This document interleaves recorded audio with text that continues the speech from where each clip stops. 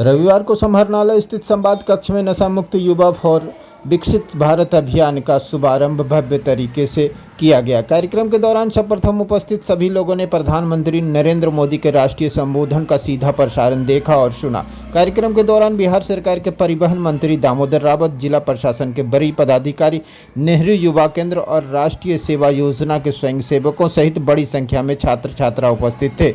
इस अवसर पर जिलाधिकारी ने नशा के प्रति युवाओं को जागरूक और इसके दुष्परिणामों के संदर्भ में सावधान करते हुए कहा कि युवा नशे का त्याग कर संवैधानिक मर्यादा और विवेकपूर्ण सोच अपनाएं।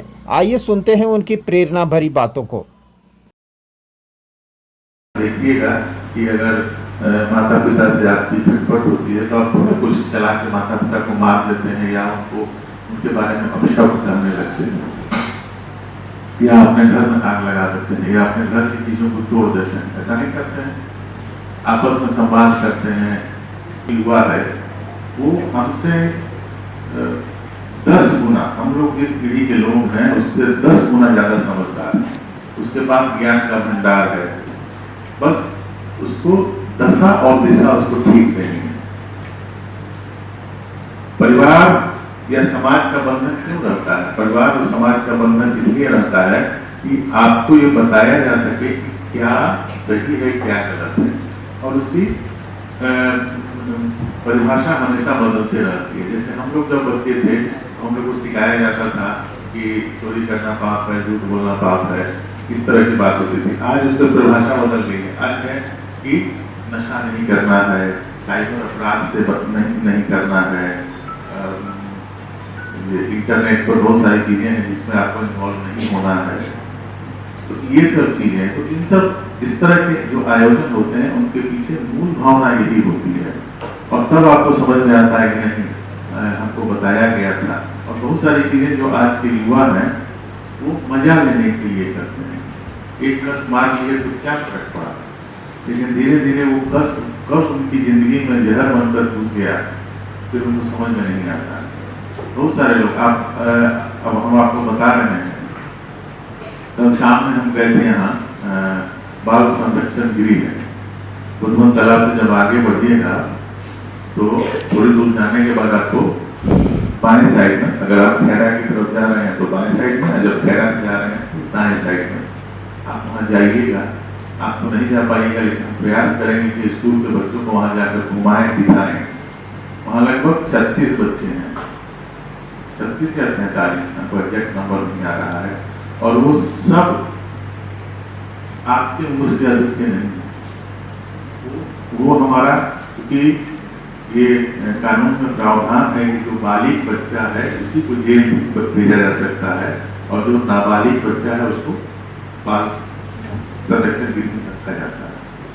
और उनका अपराध क्या था? शराब की बोतल धो रहे थे, बोतल धोते पकड़ाए। उनका अपराध था पिस्तौल लहराते पकड़ाए। उनका अपराध था मर्डर करते पकड़ाए। और जान लीजिए, मर्डर करने वाला में दोनों बच्चा, मतलब एक घर का दो बच्चा, भाई, दोनों भाई।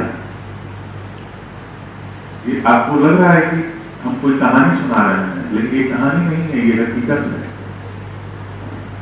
जब घर में लड़ाई होती है आपस में, चाचा और भाई में, आजकल क्या होता है जमीन जायदाद की लड़ाई बहुत कॉमन।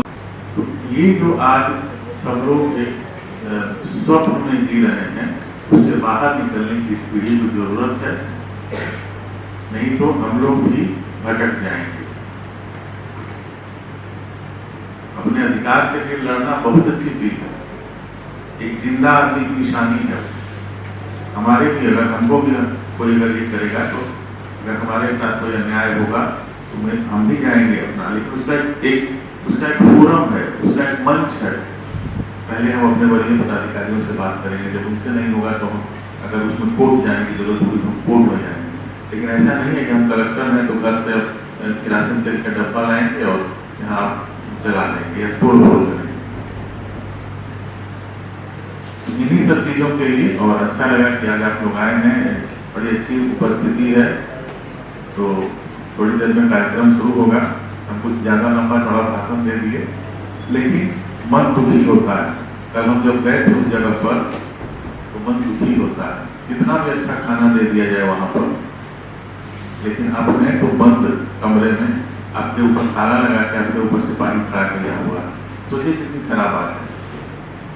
अभी आप बालिग भी नहीं हुए और आपको जेल में, तरह से उसको जेल ही कहा जाएगा ना, जब आपको एक रूम में बंद कर दिया गया और वहां पर पुलिस प्रशासन का लोग खड़ा हो गया, ना आपका परिवार है, ना आपकी माँ है, और आपकी पेशी हो रही है, आपके मामले की सुनवाई हो रही है। इन सब चीजों पर बड़ा ध्यान देने की जरूरत है। कम से कम आप जितने लोग यहाँ आए हैं उनका ये कर्तव्य बनता है कि जैसे मैंने आपको ये बात बताई, आप जाके शेयर कीजिए। और साहब अभी तो थे ही कर वहां इंटरवेंशन